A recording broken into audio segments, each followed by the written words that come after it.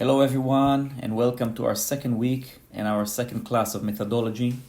This week we will be talking about fun, which is our second filter after safety and one of the three foundations to teaching. Fun is a kind of a tricky subject, and from our experience some people just get it straight away and some people struggle with it. And one of the main reasons why it's a little bit confusing is because it's subjective.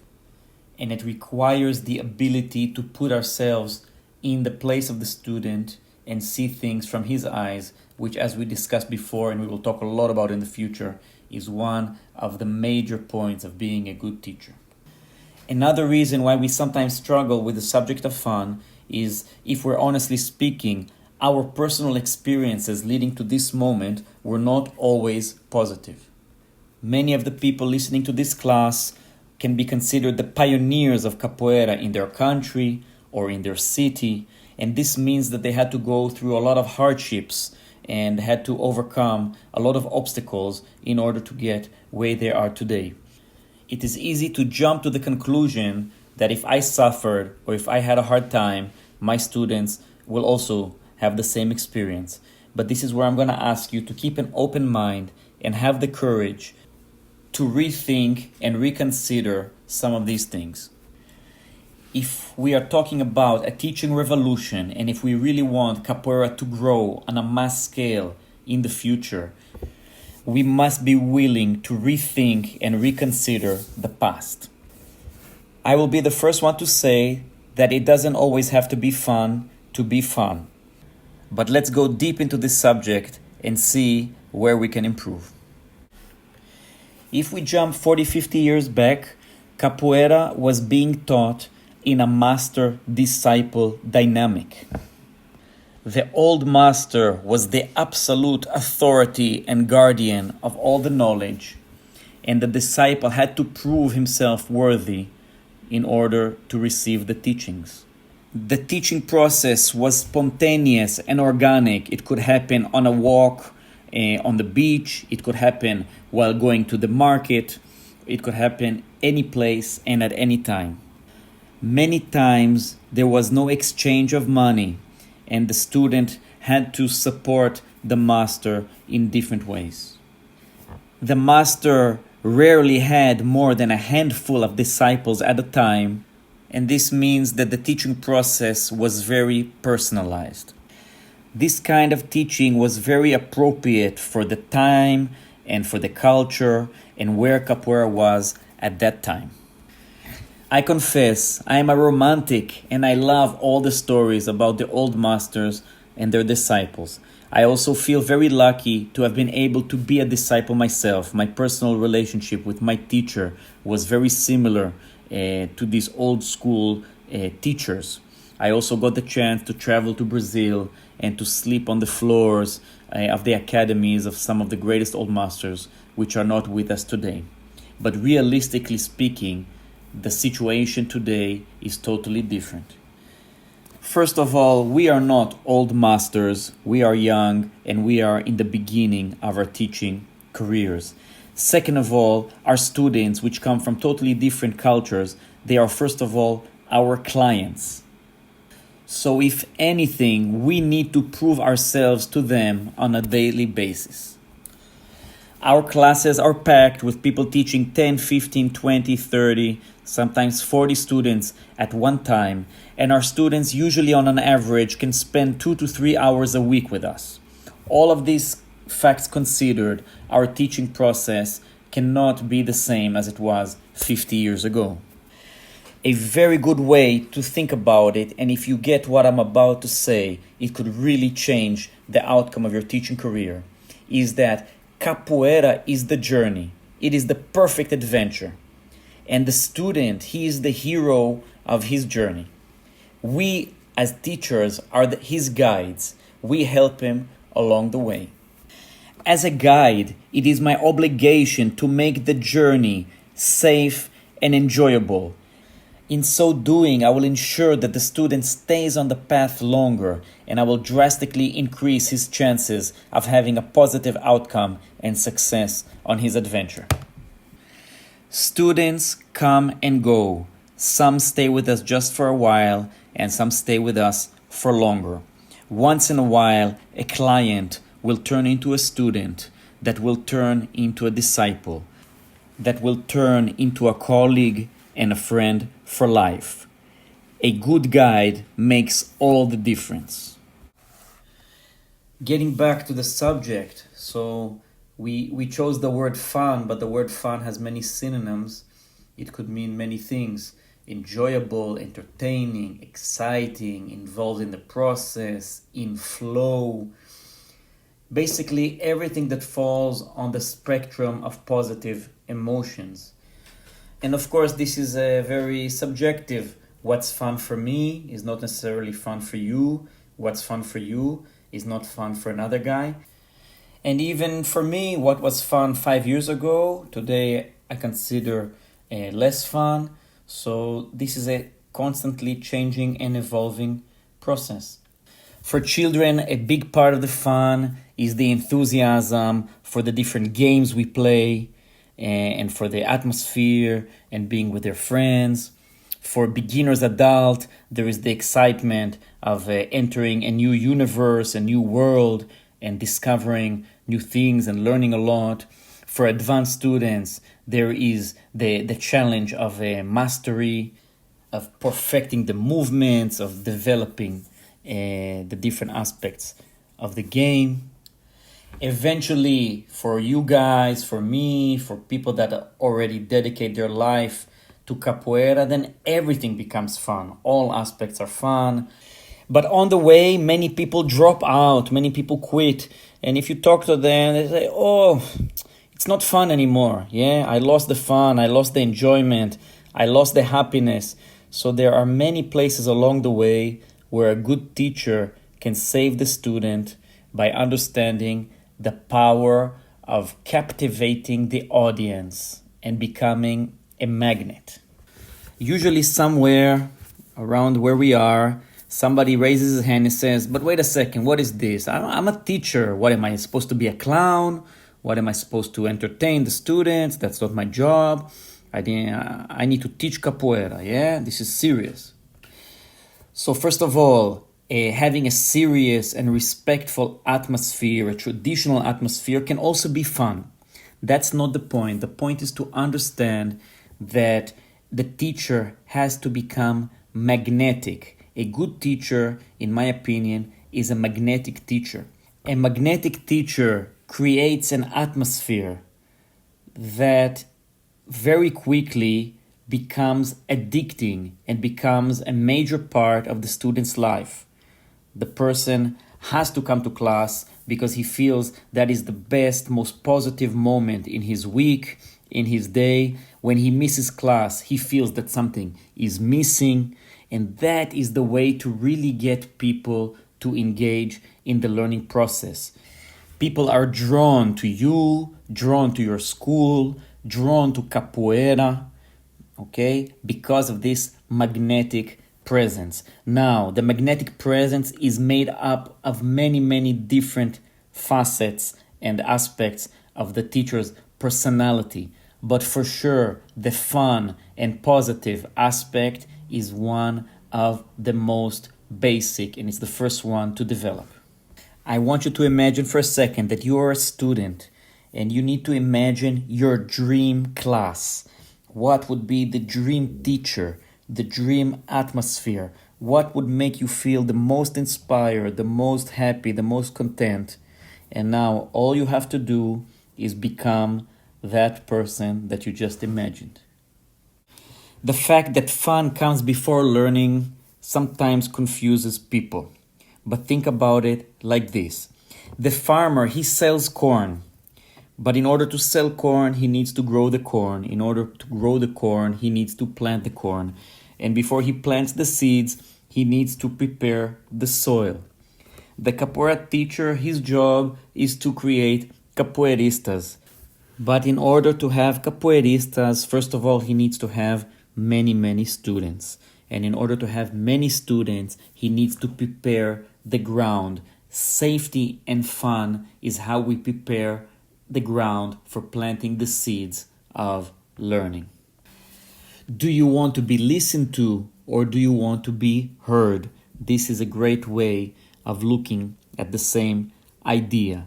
People that jump and tend to focus just on teaching, they are heard. But a lot of the stuff they say enters in one ear and goes out the other ear. People that invest energy and thought in creating a positive atmosphere tend to be listened to. And when people listen to you, they learn better. It is important to point out that the only kind of learning we are interested in is effective learning. In other words, we want the person to be able to use what he learned in the future by himself. We are not interested in the linear learning like in the school systems where you memorize some information, take a test, and then forget about it. That kind of learning has absolutely no value in martial arts. We want a real deep learning with deep connections, and that the student will be able to use in the Hoda the things that we teach him and eventually construct and improvise and mix the stuff that he learned from us. Most of you have spent at least 12 years in school, thousands of hours of learning. Tell me, how was the atmosphere? And tell me, what do you remember from school? So it's not always going to be easy to guess what is fun for every student, but almost everyone agrees on what is not fun. In situations when it's not clear exactly what we should do, it is useful sometimes to start with what we shouldn't do. Many times, starting from the negative, we reveal the positive. So think back to your own personal experience and try to remember the times that you felt really bad in class, that you were really disappointed, that something made you really angry or frustrated. And make a list of all the things that you hate that happened to you as a student. Yeah, everybody hates when the teacher is late. Everybody hates when the teacher is on his phone during class, when the teacher explains too much, when there is an aggressive or impolite style. Yeah, too many details or corrections.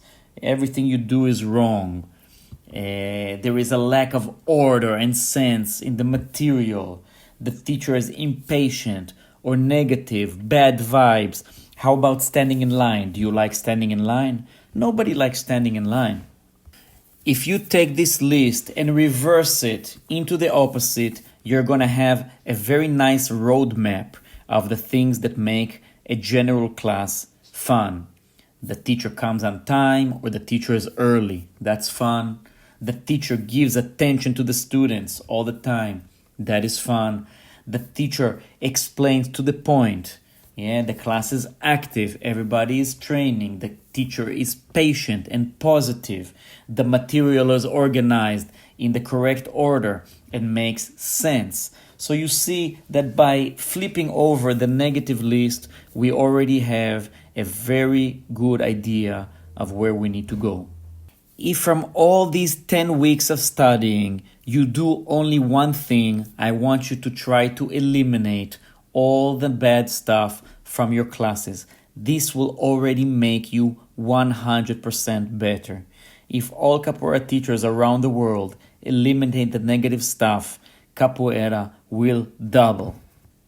We don't have to do to others everything that was done to us. Our teachers did the best with the knowledge and experience that they had, and our generation needs to do better, and the generation that comes after will do even better. This is the only way to progress. Imagine that you sign up to a university and they tell you on the first day, listen, we don't know how many years it's going to take you to complete your degree. And we don't have a list of classes. But listen, there's lots and lots of classes happening here. Enter, open any door you want, do as many classes as you want, in any order that you want. And one day, when we feel that you are ready, we will give you your degree. Of course, none of us would ever be able to complete such a program. But as ridiculous as it sounds, this is the situation with most martial arts.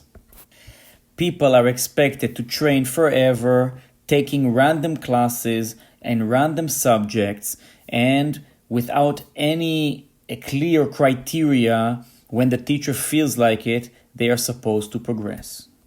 In this course, we're going to help you answer the 3 magic questions of why to teach something, how to teach it, and exactly what to teach. People enjoy more when things make sense, and it is easier to get involved when a process has logic. Capoeira is a holistic art form that combines many disciplines, and it is not simple to decide what comes before what and why to teach things. But the more clarity you gain, the more confidence you will transmit to your students that their guide knows what he's doing, he knows where he's taking them, and then they would be able to relax and enjoy the process. Our classes are structured like a pizza from many slices, but all ingredients of capoeira are covered every class in basically the same order. Every student finds something that he likes, and if there is a part that he doesn't like, he knows that in a few minutes will come the next slice. As strange as it might sound, structure actually gives us freedom. When the length of the class and the order of the class is structured ahead of time, the student can relax and enjoy. He knows exactly how much power he needs and how much energy he needs until the end of the class. If every time the class is built differently, and if one time the class is intensive and the other time the class is easy, and one time the class is full of explanations and the other time the class has a lot of repetitions, this creates a lot of stress and the person cannot enjoy. Let's not forget also that we are living inside the capoeira universe. We are constantly thinking, imagining, and doing, but many of our students are visiting our universe twice a week for an hour. So it is a lot harder for them to remember and to connect every time. If we change the structure all the time, we make it even harder for them. An interesting example for this situation from outside capoeira world can be, for example, driving a car in Germany. So in Germany, which is a very structured society with many rules, you actually have these highways where there is no speed limit and people drive 250 kilometers an hour. And it's possible and it works, and there are not so many accidents. On the other side, for example, in São Paulo, in Brazil, at night, people are scared to stop in red lights because they might be robbed, because there is not enough structure in the society. So they tend to pass in the red lights. And you know what happens? When everybody passes in red lights, everybody drives slowly because people are scared to accelerate. They don't know who is going to come out of what alley. So you see, actually the structure can give you freedom to go fast. Repetition is the mother of all skills. We all know this intuitively and logically, that to get better in something, we need to do it thousands of times. But nobody likes repetitions, especially in the beginning of the process when we are bad at something. I mean, when you know how to play berimbau, it's fun to play berimbau for hours. But in the first week, man, that can be torture.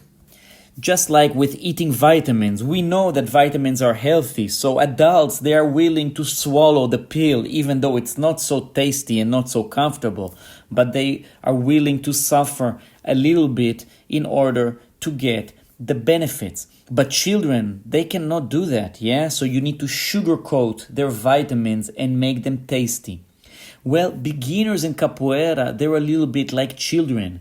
You need to disguise the repetition with variations, with equipment, with drills, with methods. You need to be able to teach and to repeat the same technique over and over, but in different ways, so they don't notice they are swallowing the pill.